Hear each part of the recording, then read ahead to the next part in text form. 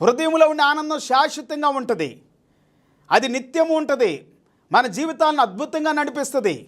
మన కుటుంబాల్లో, మన హృదయాల్లో, మన అంతరంగాల్లో నిత్యము దేవుని యొక్క సంతోషము, సమాధానం ఏలుబడి చేయనట్లుగా దేవుడిచ్చే ఆనందం అండి. దేవుని స్తోత్రం.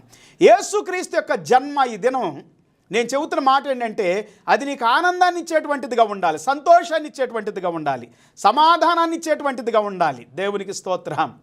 అంతేగా నేను బాధ పెట్టేదిగా, క్షణికమైనటువంటి ఆవేశాలకు పోయి, సుఖాలకు పోయి, లేకపోతే ఆనందాలకు పోయి, ఈ లోక సంబంధంగా తినటం, త్రాగటం, విచ్చలవిడిగా డబ్బంతా ఖర్చు చేయటం, అప్పులైపోవటం, కొంతమంది అలా చేస్తూ ఉంటారు. కుటుంబ వ్యవస్థ అంతా పాడైపోయింది పిల్లారా. ఇదేనో దేవుని వాక్య సలహా, యేసుక్రీస్తు జన్మ నీకు సంతోషాన్ని ఇవ్వటానికి వచ్చింది, గొప్ప సంతోషాన్ని ఇవ్వటానికి వచ్చిందని దేవుని వాక్యం సెలవిస్తూ ఉంది. బైబిల్ గ్రంథంలో